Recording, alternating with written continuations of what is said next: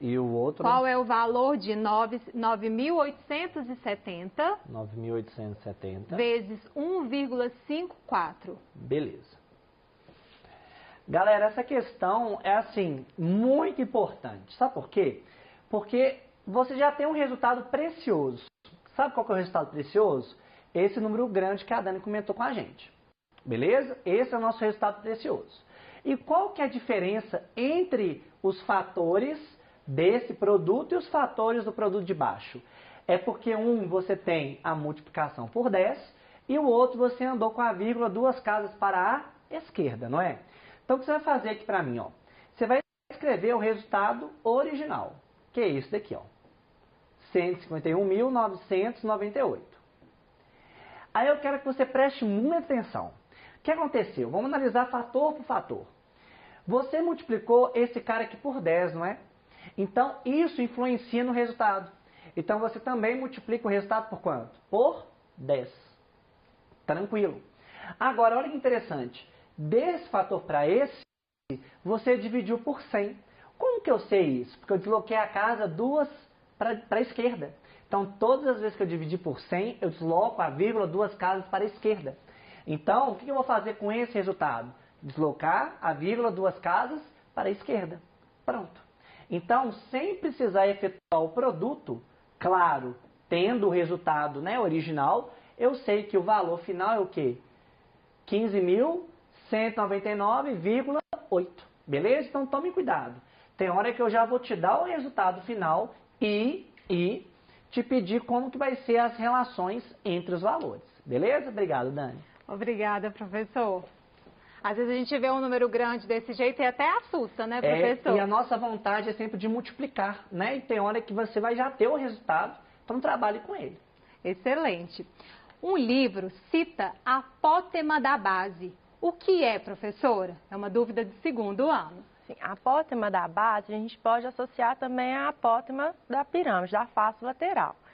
Se no caso a apótema que nós vimos na face lateral na pergunta anterior, né? Ela era a altura da face lateral, formava um ângulo de 90 graus, da base também tem que formar um ângulo de 90 graus. Porém, agora é do centro da nossa base até a aresta da base. Então, só para fazer o desenho, para ficar mais claro, Pode vir aqui. para a gente entender melhor o que é, porque no PET ele não tem essa figura. Então, voltando aqui na nossa pirâmide quadrada, vamos ver se essa fica um pouquinho melhor. Se é a apótema da base, nós vamos concentrar aqui na nossa base, que no caso aqui é um quadrado. Concentrando aqui, ó, fazendo no centro da nossa base aqui do quadrado, a apótema da base seria essa distância aqui. Lembrando que tem que formar um ângulo de 90 graus. Então, a apótema da base é a distância do centro da base até a aresta da base, ok? Ok, professora. Vamos passar para as questões da aula do sexto ano. Professor Lucas, transforme para a gente 12,456 metros para milímetros. Beleza. Galera, transformação de unidades é uma coisa que a gente trabalhou muito, e nós vamos trabalhar muito isso no PET, beleza? Então, aqui, ó.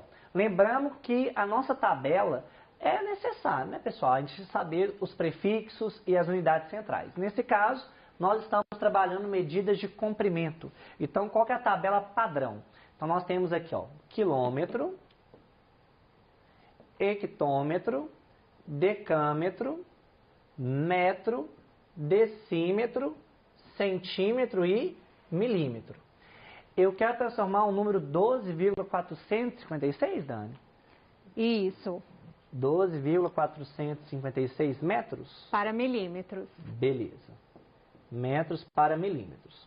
Então, grave o seguinte. Sempre o último algarismo antes da vírgula fica na casa correspondente aqui. E cada casa recebe apenas um algarismo. Então, primeira coisa, eu quero posicionar esse número na tabela.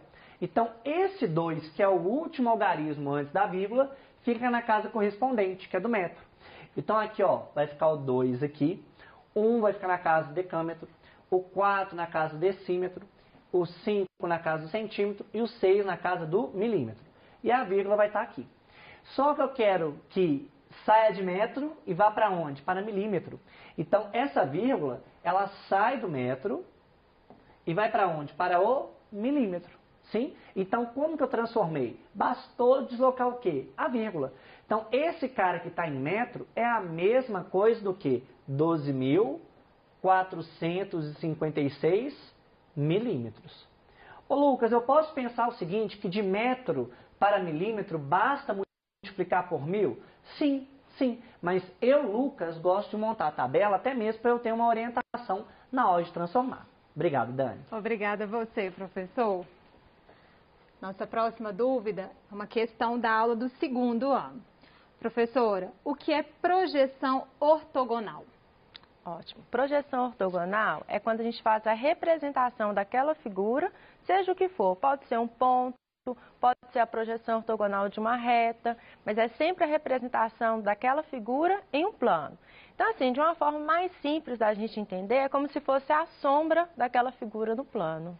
Excelente, professora.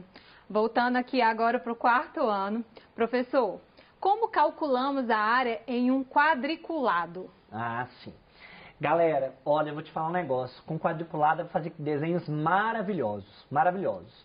Mas o objetivo da pergunta é, como que eu posso calcular a área utilizando quadriculado? Então, imagine o seguinte, imagine que eu tenho uma malha quadriculada aqui, uma coisa que a gente vai sempre trabalhar nesse PET, tá? Então, aqui, ó. Imagine que você tem uma folha quadriculada, cheia de quadradinhos. Então, imagine que desenhando aqui de maneira mais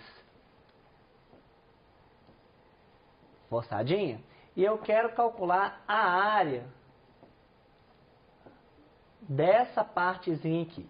Eu queria que você considerasse todos os elementos internos como quadradinhos, tá? Então aqui, ó, eu quero calcular a área que eu estou colorindo aqui, a gente chama área achurada. Então, de quanto seria essa área? Seria de 6 quadradinhos. Mas, Lucas, te deu alguma medida? Não. Então, você fala para mim que a área dessa figura vai ser de quê? De 6 quadradinhos. Beleza? Isso que a gente vai aprender muito durante o PET. Como que a gente vai calcular a área de figuras que estão em malhas quadriculadas. Aí, você vai ver que em outros PETs, em outros volumes que a gente vai ver, a ideia é muito simples. A ideia é você contabilizar quantos quadradinhos, nesse caso aqui, eu vou ter, que transcreve a figura, né? No caso aqui, é 6 quadradinhos. Beleza? Obrigado, Dani. Obrigada, professor. Estamos chegando ao final do Tira Dúvidas de Matemática. Se ficou alguma dúvida, é só você acessar o aplicativo Conexão Escola e enviar a sua pergunta diretamente para o seu professor. Não se esqueça que o acesso ao aplicativo é gratuito e não consome os dados da sua internet. E se você ainda não fez o download do seu PET 7, eu quero lembrar também que não só ele, como todos os outros, estão disponíveis gratuitamente no nosso site estudeemcasa.educação.mg.gov.br. Lembrando que todas as nossas aulas ficam disponíveis nas nossas plataformas digitais para você assistir aí quando e quantas vezes quiser. Eu agradeço a presença dos nossos professores e intérpretes livres que estiveram hoje aqui com a gente e principalmente a sua participação. Um grande abraço e continue assistindo a nossa programação. Até amanhã!